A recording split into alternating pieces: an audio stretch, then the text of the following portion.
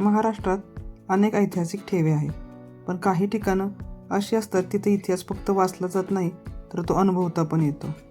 आज आपण आलो आहोत फलटणजवळच असणाऱ्या वाठार निंबाळकर येथे अशाच एका भव्य वाड्याला भेट द्यायला. वाड्याकडे जायच्या अगोदरच एक जुनी भव्य आणि दिव्य अशी वेस बघायला मिळते आणि समोर जो दिसत आहे तो आहे मुख्य वाडा, श्रीमंत श्री कुसाजीराव नाईक निंबाळकर यांचा वाडा.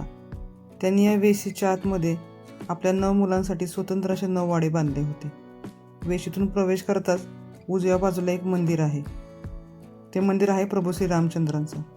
जुन्या काळातील मंदिर असून त्याची रचना पण चांगली आहे, पण त्या मंदिराचा मुख्य दरवाजा बंद असल्यामुळं आत जाता आलं नाही. मुख्य वेशीच्या आतमध्ये असलेला हा सगळ्यात भव्य वाडा आहे. त्याला 9 बुरुज असून त्याचे प्रवेशद्वार अतिशय भव्य आणि अजूनही भक्कम आहे.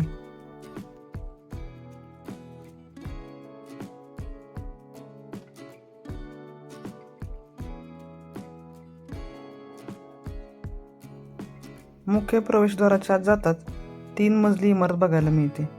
या इमारतीची पडझड झालेली आहे, तरीही त्यातल्या वापरल्या गेलेल्या लाकडावर आणि बांधलेल्या भिंतीवर केलेले नक्षीकाम आजही बघायला मिळते.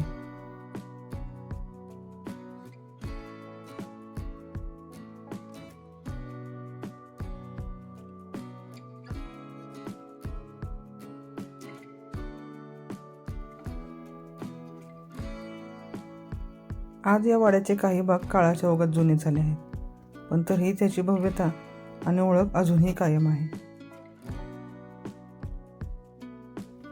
या वाड्याचे आणखी वैशिष्ट्य म्हणजे हा वाडा मराठी स्थापत्य शैलीचा उत्कृष्ट नमुना आहे.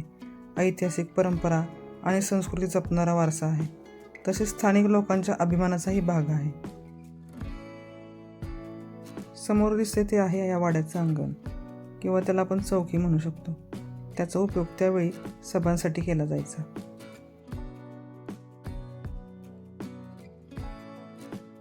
वाड्याला 4ही बाजूने तटबंदी आहे. वाड्याचे 9 बुरुज अजून पण भक्कम असून सगळेच्या सगळे चांगल्या स्थितीत असून ते बघायलाही मिळतात.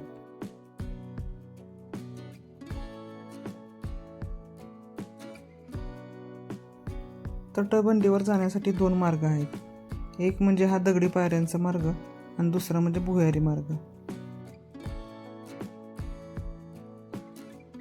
वाड्याच्या आतल्या बाजूला तोडीच्या घडीव दगडांची एक विहीर आहे. तिथं जाण्यासाठी पायऱ्यांचा मार्ग आहे. त्या मार्गापासून अगदी विहिरीच्या पाण्यापर्यंत उतरता येतं. त्या पाण्याचा उपयोग त्यावेळी पिण्यासाठी केला जात असावा.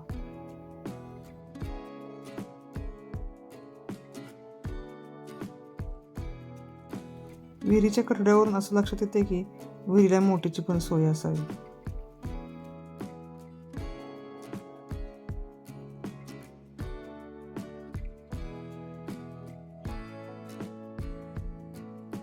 हा आहे तटबंदीवर जाणारा भुयारी मार्ग.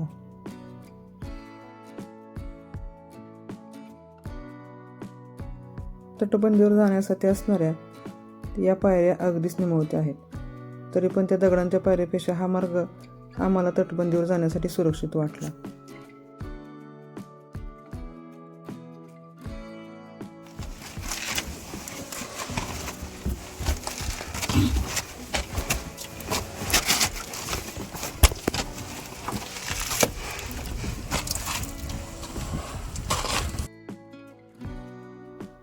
याच भुयारी मार्गाचा वापर करून वाड्याला असणाऱ्या 9 पैकी एका बुरुजाजवळ आम्ही येऊन पोचलो.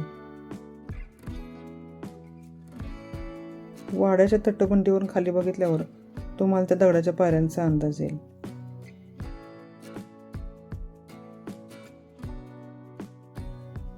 वाड्याच्या असणाऱ्या मजबूत दगडी भिंती ज्या शत्रूंपासून संरक्षण करण्यासाठी उपयोगी ठरायच्या.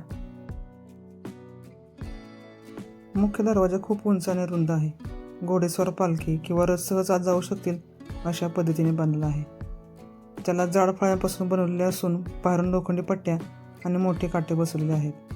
मुख्य दरवाजातच एक छोटा दरवाजा देखील आहे. त्याला रोजच्या वापरासाठी उपयोग केला जातो. त्याला दिंडी दरवाजा असेही म्हणतात. मुख्य दरवाजाजवळच पहारेकरी बसण्याची जागा आहे. येणाऱ्या जाणाऱ्यावर लक्ष ठेवण्यासाठी तशी त्याची खास रचना केलेली होती.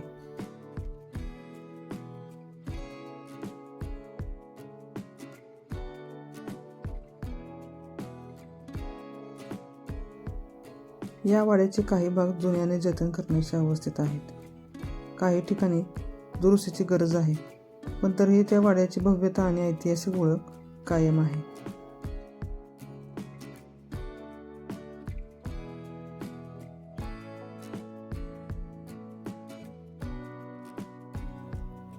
आज या वाड्याचे काही भाग काळाच्या ओघात जुने झाले आहेत, तरी पण त्यांची भव्यता आणि दिव्यता तसूभरही कमी झालेली नाही. या वाड्याची निर्मिती 17व्या ते 19व्या शतकाच्या दरम्यान टप्प्याटप्प्यात केली गेली.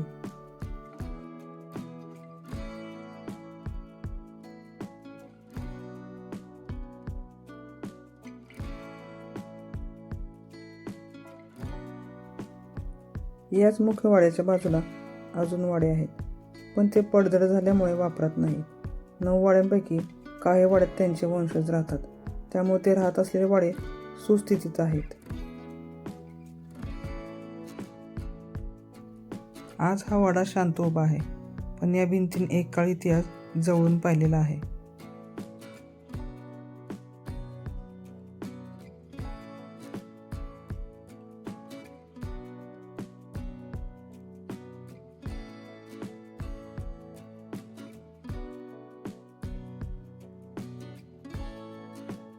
श्रीमंत कुशाजीराव नाईक निंबाळकर यांचे वंशज राहत असलेल्या वाड्याच्या जवळच कुशाजीराव नाईक निंबाळकर व त्यांच्या पत्नीचे समाधी मंदिर बघायला मिळते.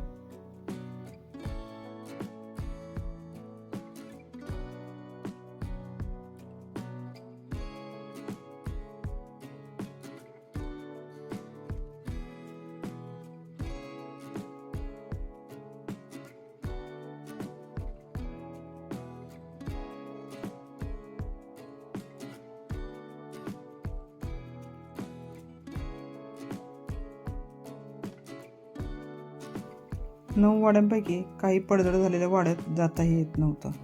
याच वाड्याच्या बाजूने जो रस्ता जातो ना, त्या रस्त्याने गेल्यावर श्रीमंत कुशाजीराव नाईक निंबाळकर यांनी बांधलेलं महादेवाचं मंदिर बघायला मिळतं.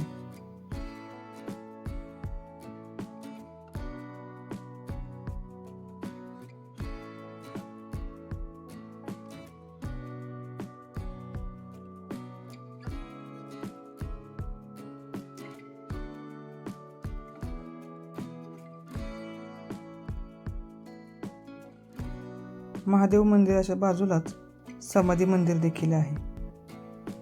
अशा अनेक ऐतिहासिक ठेव्यांची माहिती बघण्यासाठी आपलं गाव आपली माणसं या चॅनलला सबस्क्राईब करा, कारण इतिहास फक्त भूतकाळच नाही तर ती आपली ओळखही आहे.